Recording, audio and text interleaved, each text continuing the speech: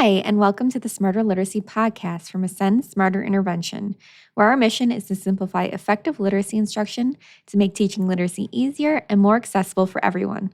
I'm your host, Lindsay, and in today's episode, I am joined by Vicki, a speech language pathologist with decades of experience working across schools, clinics, and private practice settings, all the way from California to Alaska and now Virginia.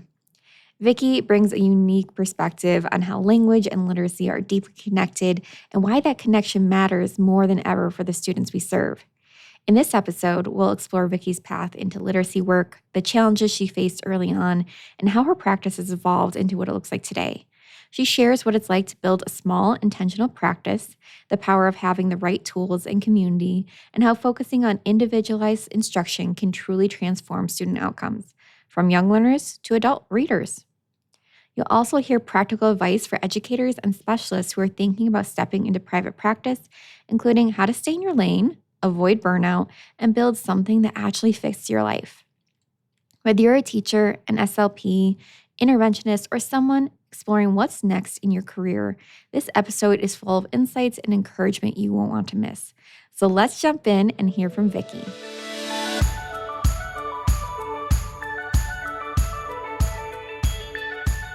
We are so excited for this episode, and in today's episode, we are going to be diving into Vicki's journey in the literacy instruction and intervention space, starting with the challenges that Vicki faced in the beginning, what instruction looks like for you now, Vicki, and some helpful strategies you can give our listeners to take away into their own literacy instruction.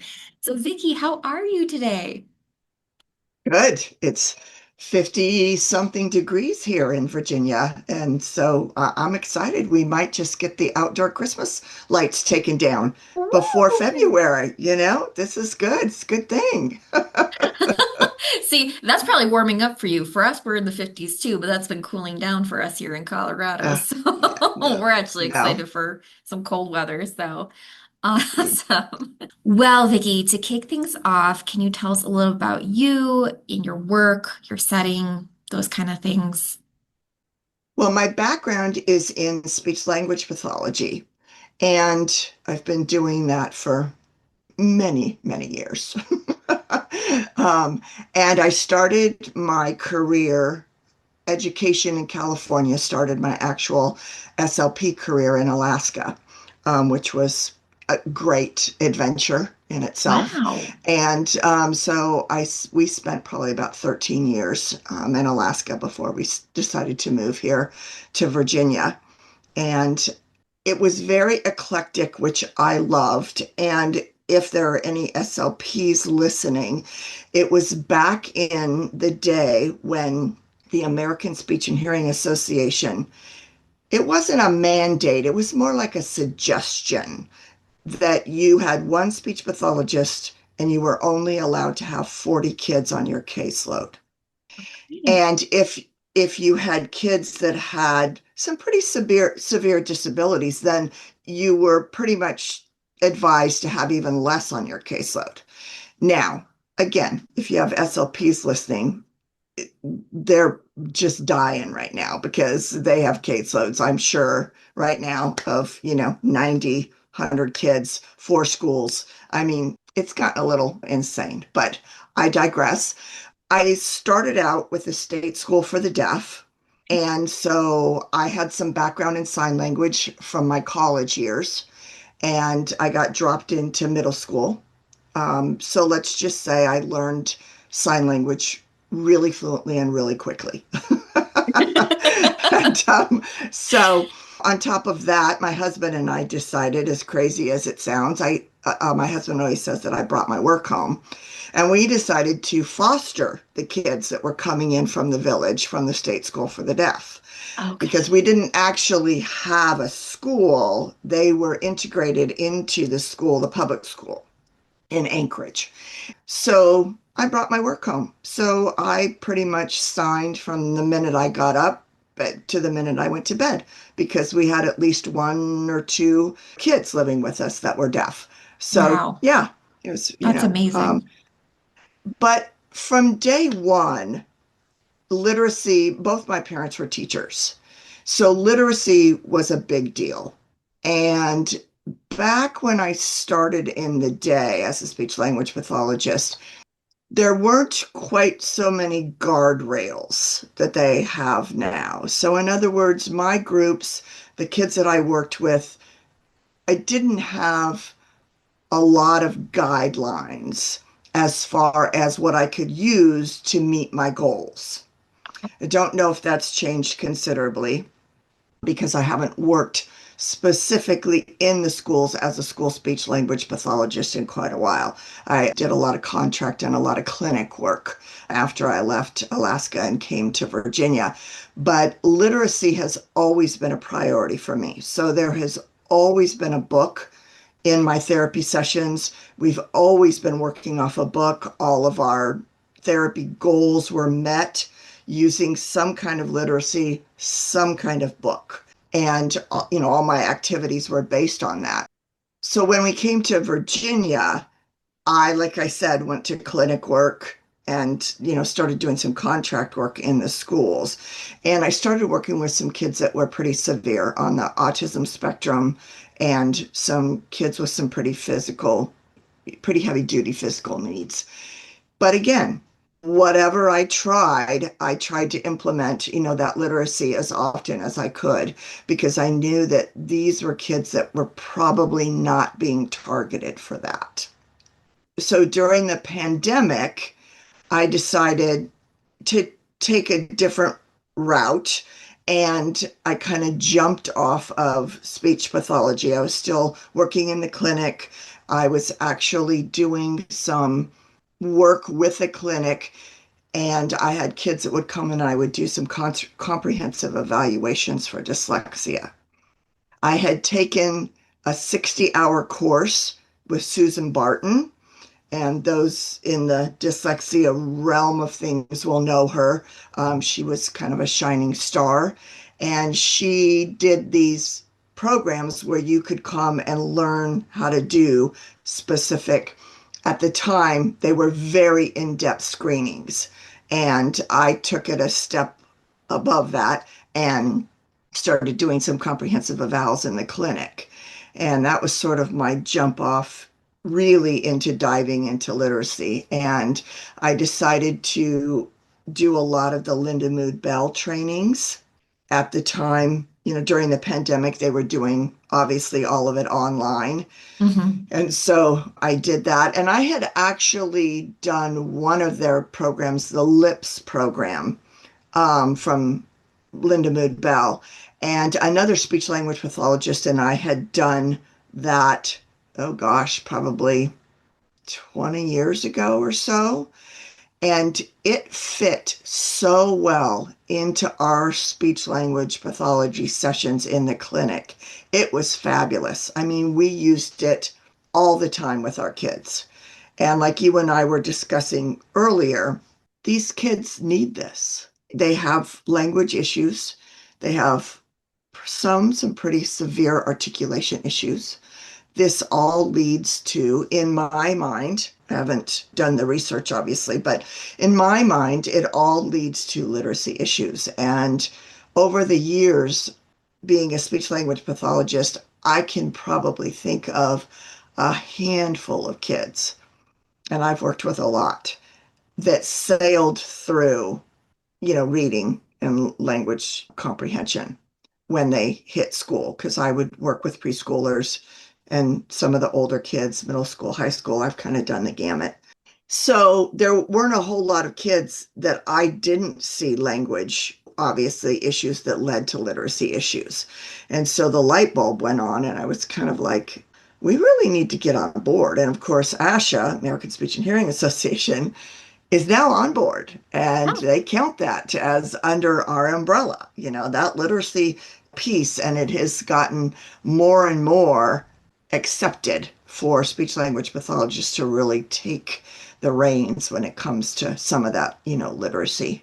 And that's amazing. I mean, I'm thinking back to our summit last June, and you were there, and but we had Yeah. so many SLPs who Hmm. were there and learning together, and it was wonderful. I loved that Yeah. we had a room full of educators, private practice, SLPs. We were all just learning together, and it felt so right for all of us to be having those conversations Yeah. together. Yeah. SLPs, what we learn, and it's even more in depth now, really sails right in to literacy.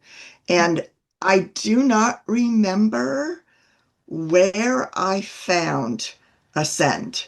You guys were just getting started and you sent something out. Again, I don't even know where I found you, but I looked at the curriculum and I thought, man, I've got all this training. I mean, hundreds of hours of literacy training that I took over the pandemic and beyond. PDX out of Washington State. They're a big literacy company. They had another 60 hours of training that I participated in because they were trying to get people to work with their program, and but nobody gave me a curriculum.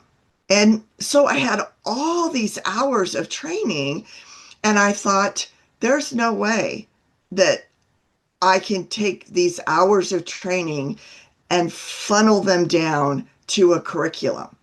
I just can't. I mean, I'm an intelligent person. I've got college degrees, but I said to myself, I need to find something. And I wasn't ready to jump off, as a speech language pathologist when I found Ascend. I just thought, this is something I think I can use in the future, or I can incorporate into what I'm doing right now in the clinic or working with kids in the schools. And so I joined the program.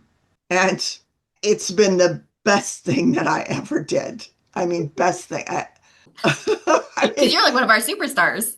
like I'm saying, I don't know where I found it. I mean, Corey may be able to enlighten on that one as to what they were doing at the time.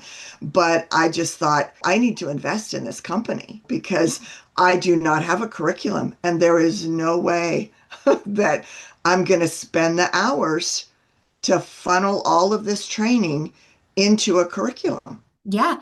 No, I know exactly how you feel, Vicki, because for any listeners who have kind of heard my story before, you know that I was not here at the birth of Ascend, right? Yeah. I was Yeah. still a middle school literacy specialist in New York State, and I was feeling the same exact thing as you were. Again, my master's is in literacy education, and I read the research, I had done the things, I had all of the training, I had Orton training, I had so much, like you said, hundreds of hours of training under my belt, Hmm. but Yeah. really just trying to get it into like a curriculum that was going to Hmm. work was it just felt like something that I was never going to be able to achieve. And I was just kind of like putting some things from this program and this Teacher pay together. teacher. Yeah. Yeah. Just, yeah. Exactly. Even, Going online. Yeah. Pinterest, and Yeah. just being like, I don't know if this is really working. And since joining Ascend, and of course, before I even joined Ascend, using Ascend as a teacher and knowing that's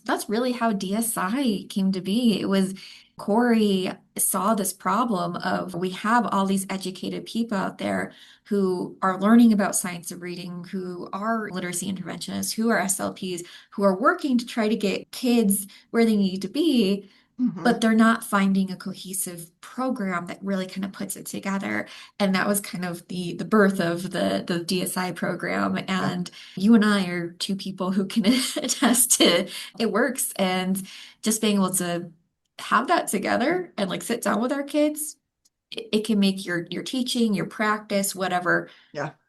you just feel whew, to Yeah. have that. Yeah, Yeah. Yeah. absolutely. Oh my gosh. And then we get to communicate, we get to connect with other educators out Yes. there and talk. Yeah. It's wonderful. So Yeah. that is Yeah. great. So, Vicki, you've had lots of experience. I actually did not know you started in Alaska. I don't know. Hmm. I didn't know that. That is really Hmm. cool. I love that that's where your teaching journey began. You've since you said you moved to Virginia. So, Hmm. can you tell us a little bit of your day-to-day life right now? What does your practice look like? Okay. Well, my practice, unlike probably others, is very tiny. I only see a couple of kids and an adult because I was raised in a home where volunteering your time was just non-negotiable. And so if you had a skill that you could provide for someone else on a volunteer basis, that again was just, I don't want to say mandatory, but it was pretty much non-negotiable. It's just I grew up volunteering in hospitals, candy striper, I've done all kinds of volunteer work. And our local adult literacy program always needs volunteers.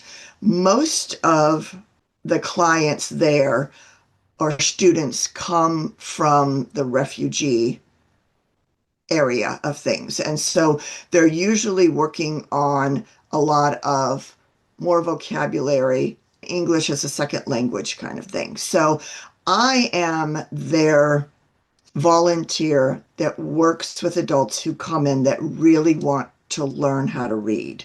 They really want to learn the rules. They really want to learn what it is to read. And so the adult that I'm working with right now is very involved. She's cerebral palsy in a wheelchair, has some vision issues, and I use the Smarter Intervention program with her. And it is just amazing because, as she puts it, these are her words. She, in third or fourth grade, her mom thought the school was teaching her reading, and the school thought mom was teaching her reading. And she was in fourth grade and didn't want to learn, so she didn't tell anybody. Oh So it's not really funny, but no. she Right. thinks it's funny, Right. and Right. when she explains it. So, she learned to about third grade, maybe, Mhm. and then everybody else was in the dark. And she, of course, wasn't going to tell them that they. So, long story short, she wanted to learn how to read. And it is so fun, Lindsay, when she will say to me, "You mean there's rules for reading? I didn't know there were rules.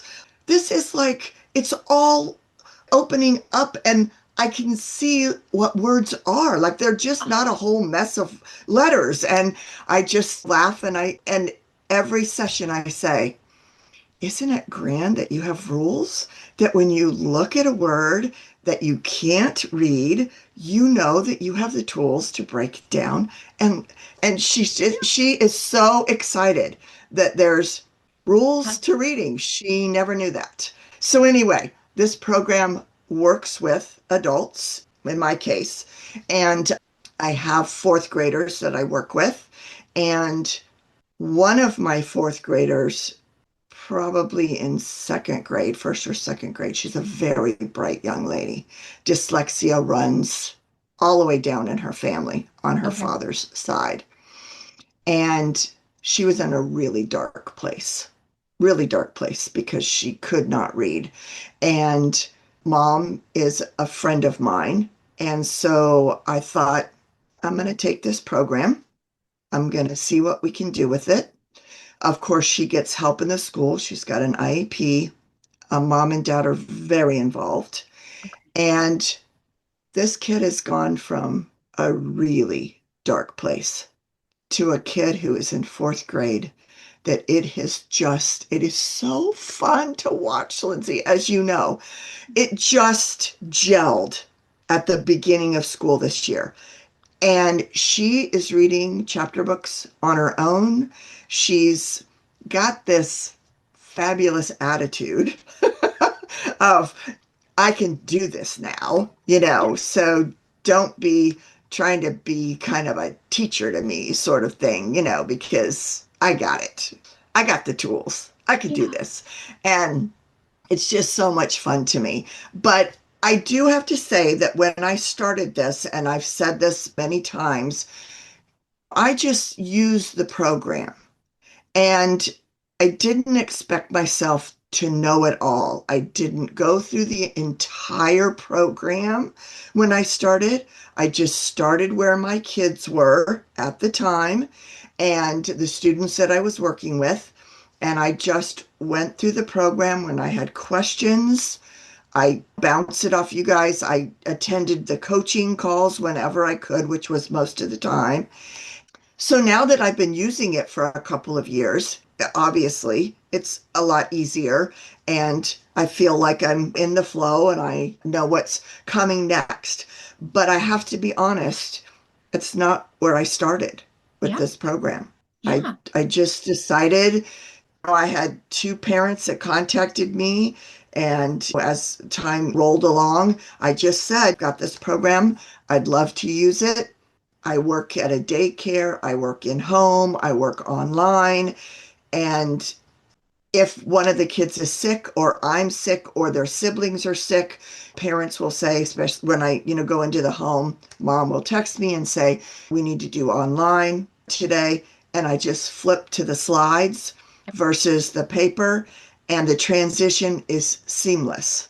It's great. And like I said, I was not and still do not consider myself an expert in this. I have the skills as a speech language pathologist to transfer what knowledge I have, but like I said, I did not have a curriculum. And so I just go step by step Yeah. with the DSI, and it tells me what to do. And if I need the script, great. If I don't need the script, great. Exactly. And I mean, I same boat. When I first started with my curriculum, I just started messy, like you were saying. I Yeah. started it with the kids I had in front of me, the levels that I needed Mm-hmm. to be working on. And I even did it before I did the training. I did the training, the full training that summer.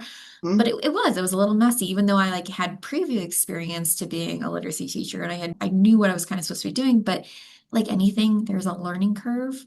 And I think what you said, like, you don't consider yourself an expert.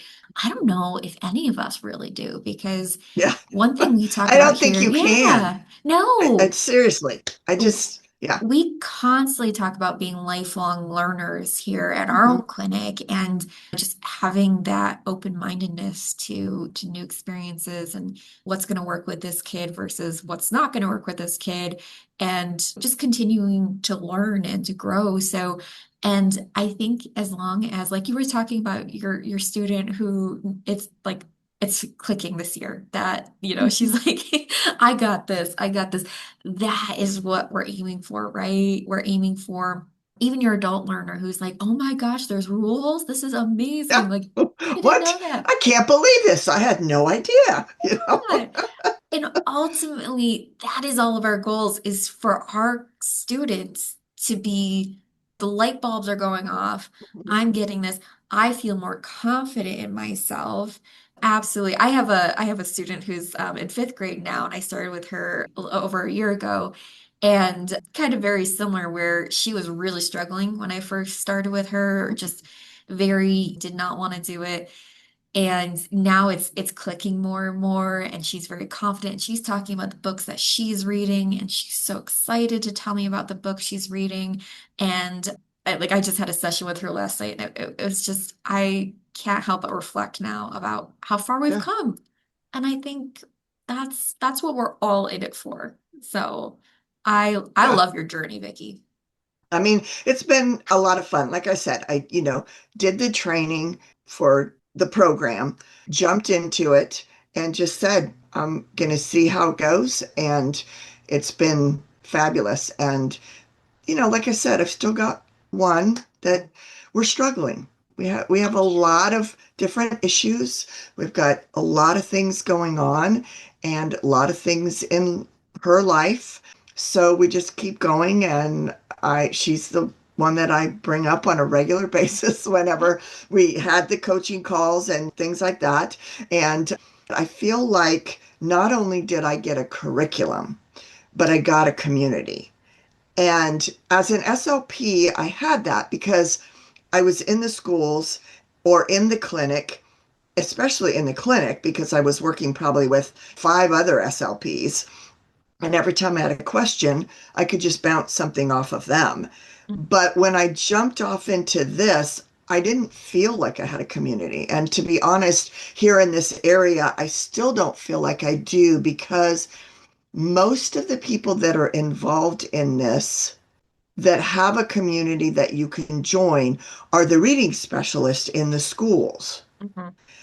And they have a community because, again, they gather, I'm sure, when you have in-service days or when, you just do things like that. But those of us that are out there doing this on our own, doing it one-on-one or small groups in a private practice, it's really difficult to have a community because Yeah. I don't know anybody else in my local area, obviously, that's doing DSI specifically. A lot of them are doing Orton Gillingham, Mhm. and that's what they're doing one on one. But there isn't a community that I feel like you can jump into and ask a question and just kind of say, I've got this kid that's doing this or having difficulty with this. Can I get some advice? And that's what I love about your business. Not only did I get a curriculum, I got a whole group of people that I can ask questions with without feeling intimidated, Yeah. without feeling like they're going to say, you should know the answer to this. Yeah. I never get that. I never feel like that. I never feel like, Vicki, in your training, you should have gotten the answer to this. I never feel like that. Everybody just gives me an answer and says, this is what we've done before in this situation. And I don't know. I can't say Yeah. enough about you guys. I just Oh. can't. It's just, I mean, it's just, you know, and I don't know if I will grow myself because and I don't know if other people have different remedies for this, but most of what you're doing is from 4 o'clock on Yeah. in the afternoon. And so you kind of have to find other ways if you're going to grow, in my opinion. If you're going to grow, you need to find other ways to do that. In other words, sliding into homeschoolers or sliding into something where you can do that during the day because most of the time it's like 4 to 6 o'clock. And I personally didn't want to do that 5 days a week. Yeah. So I had to limit that. And that's another thing that I love about Ascend is the private practice program because you guys are very specific about you need to think about who you want to work with. You need to think about the hours that you want to do. You want to think about do you want to work from 4 to 6, 5 days a week? So when I took that and went through that whole program, oh my gosh, the information that you get from that is amazing because Yeah. I hadn't thought about half of those questions. You know Yeah. what I mean? It's like, oh, really? I have to decide that? Oh, okay. Well, then I'll go through that and give it some thought and figure this out. And I had done that early on when you guys had the first, I think, opening for that. Yeah. Kind of like our Maybe the first launch first, of, yeah, I think the yeah. first launch of that one. And that really opened my eyes because I think Matt did that the Yeah. first time. I don't know if it's still the same way going through that. But yeah, there were very specific questions that I had not thought about because I hadn't had a business of my own. So it was all from ground zero. And you guys have been incredibly helpful on all of that. But I don't know, like I said, if I'm going to grow Yeah. because I'm looking to work one on one and that's usually after school. And Yeah. so you have to really decide, you're going to work till 8 o'clock at night or what's your goal? Or you're going to slide into something during the day that you can do that's different. I can see my adults. So that's kind of how I fill in an hour or two Mhm. is working with adults with this program. So, but yeah, Yeah. I don't know. There are still questions sort of on the retirement side. So And we I'm love not gonna lie. that. Yeah. Yeah, so And I don't think there's really necessarily one right answer for like Yeah, no, just I like don't with, think so either. teaching, Mm-mm. there's no one right Yeah. answer. And whether you stay small or you get bigger, that's totally it matters based on what you need in your life too. Not everyone has to have a large practice. In fact, some of those smaller, kind of more private practices that kind of get out by word of mouth, they're serving such a great purpose too, because people are able to find them, the right people are able to find them, right? Hmm. And if you have more capacity to serve more people in a community or, even online, then that's wonderful for you too. But, anyone who's listening who's kind of maybe had these thoughts as well of like, do I Hmm. want to start my own practice? What does that look like?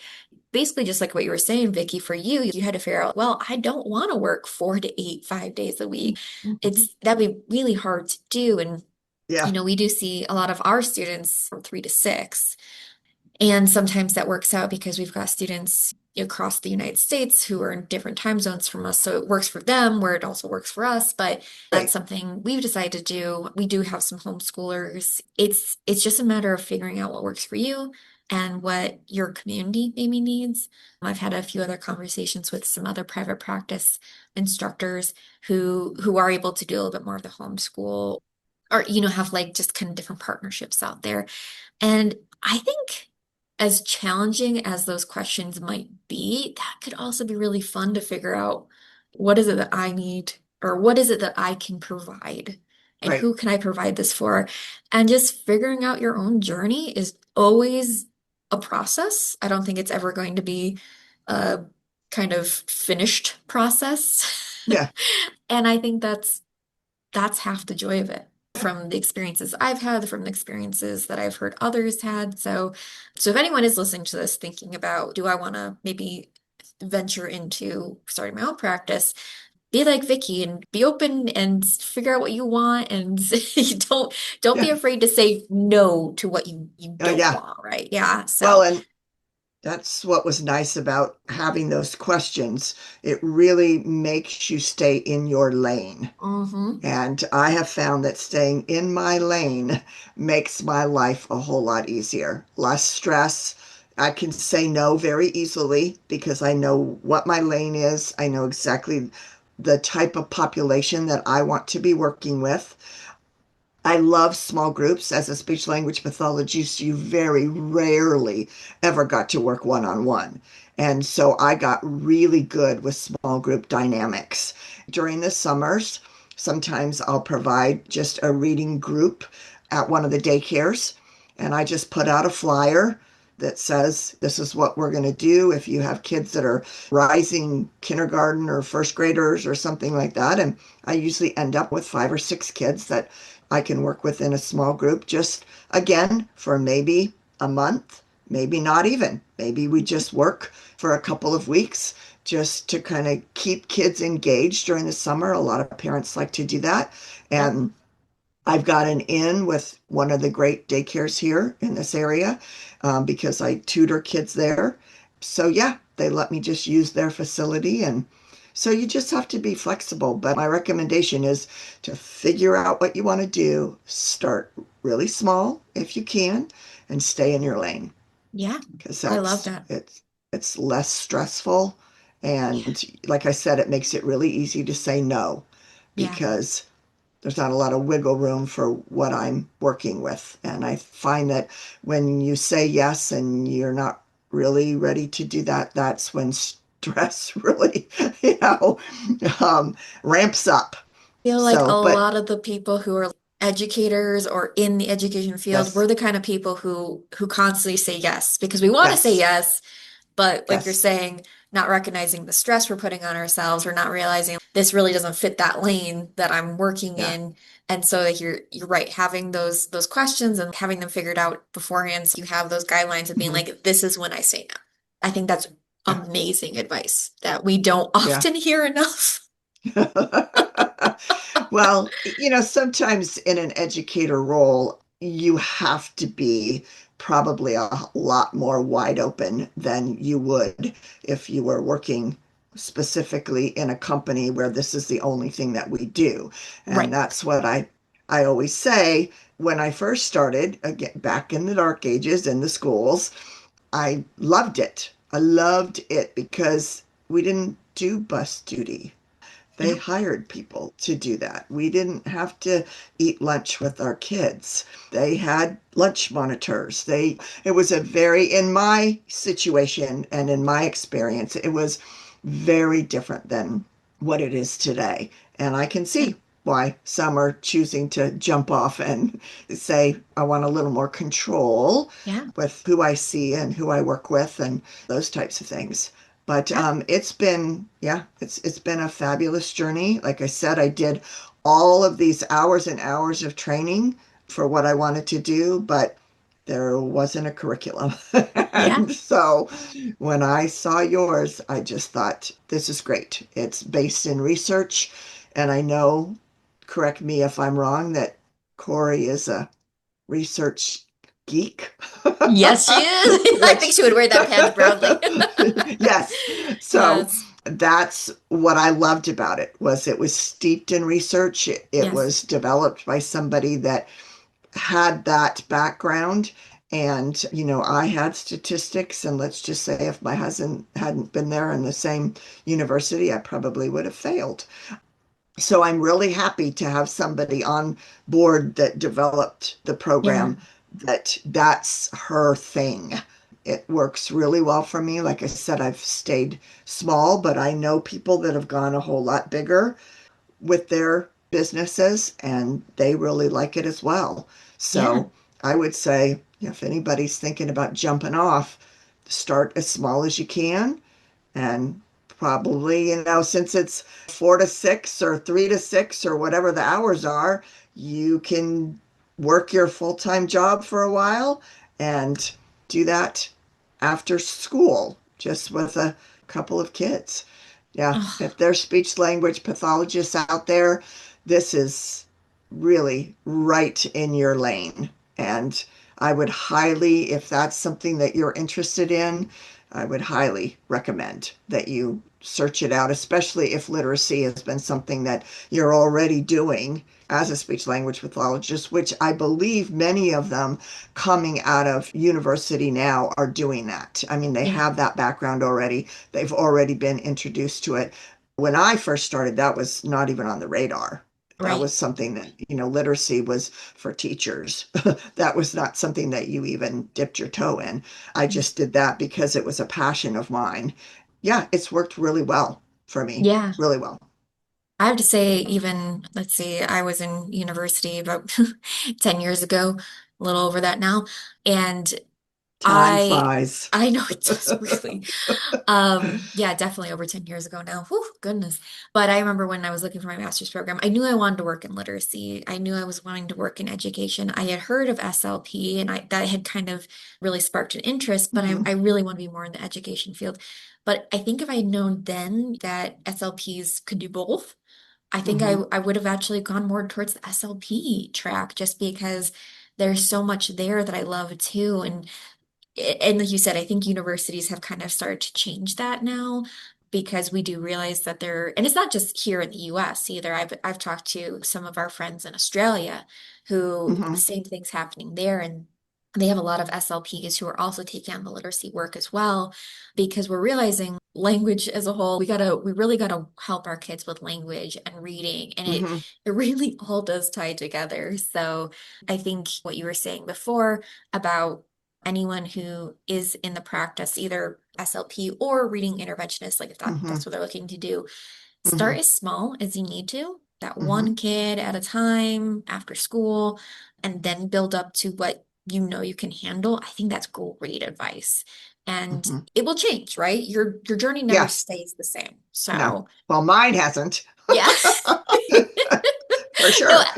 everyone I've talked to who, we've done these literacy chats with, their journey has changed so much from when they started to where they are now. And Mhm, I think that's the beautiful part of it, though. That's one of the best parts of doing these chats is talking about just because you started in one lane doesn't mean that's necessarily where you're mhm. going to stay. And Right. even where you are right now is not where you're going to stay forever. It's going to Yeah, change and it's going to be great every step of the way. yeah. Yeah. And that's the biggest thing I loved about being an SLP is that I could work in small groups. I started this whole journey because, as I said before, my parents were both teachers. My mom was in middle school and absolutely loved it. My dad was in high school and hated every minute of it. So I had this broad, outlook on the profession of teaching. And my biggest thing was I loved being in the schools, but at the time, the it was 1 to about 30, and sometimes you might even have 35 kids in your classroom. And to me, those odds were not great. I mean, I was looking at it going, no, no, that's not something that, I'm. So I actually got paired with a speech language pathologist, followed her around early on in my college career. And I thought, wow, I could be in the schools, I could be working in small groups. The biggest I ever saw was like maybe 6 kids, that you would have to corral Yeah, during your, yeah, your time. And at the time, like I said, the guidelines, I could pretty much do what I wanted to. I could be in the classroom, I could be in my room, I could be one on one. Now, when I say room early on as a speech language pathologist, typically that meant like the custodian's room when he wasn't using it. oh no. So back in the day, speech language pathologists, let's just say we were not high up on that important list. But yeah, so that's, where I started, but I loved it because I could work in clinic, I could work in a hospital, I could work with kids, I could work in the schools, I could work with adults. It was a really broad scope. And Yeah. that's what I continue to do now because I have that background. I feel comfortable working with adults with this program. I feel comfortable working with young kids, and I've had kids in the past that have been middle school and even high schoolers at this point. So, because I've had that breadth of from zero, literally, we work 0 to 3 as speech language pathologists, all the way up to adults. That gives me at least that background and that to be able to work with just a whole slew of different kinds of people. Mm, And literacy, unfortunately, I've had opportunities I haven't taken advantage of, but I have asked to go into the local prisons here. mhm. And because dyslexia and reading disabilities are rampant. I mean, research shows that when you don't have a good literacy background, it's a pipeline to prison. And That's to terrifying. me, yeah, it is terrifying. And I just look at some kids that I've worked with now and in the past, and I just go, whoa, if we don't change this, don't know where you're going to end up. And so the opportunity to teach literacy, there's just a phenomenal way to get to that. I mean, one-on-one, small groups, schools, Yeah. private schools, public schools, prisons, adult learning centers, all of that. Like I said, as a speech language pathologist, because I've had that depth, that wide open area of working with a number of different people, it Hmm. just slides right in there. So Yeah. I would encourage anybody to start small and figure out what your lane is and go for it. Ah, thank you, Vicky, so much. And for our listeners, we just want you to take a minute and reflect. Does any of Vicky's experiences resonate with you where you are right now, where maybe you want to be, right? And if so, what's one thing you can do or one message you can hold on to based on this conversation? If you are in our professional learning community, drop a comment in the group and let us know. And if not, send us a message on Instagram and let us know. Also, the PLC is a great way to reach out to Vicky. Vicky is a great member of our professional learning community. So if you want to talk more with Vicky, that is the place to do it. Is there anywhere else that listeners might be able to contact you if they wanted to, or members of our DSI community, Vicky, or is the PLC pretty much the best place to do so? That's the best place to do it. My business email address is all things literacy in VA at gmail.com. Beautiful. And we will put that in the show notes for Yeah. anyone. And Vicki, thank you again so much for being here, sharing your experiences, your knowledge. We're always grateful for you. We love talking to you. And thank you for everyone who is listening to this podcast. And stay tuned for more conversations like Vicki's.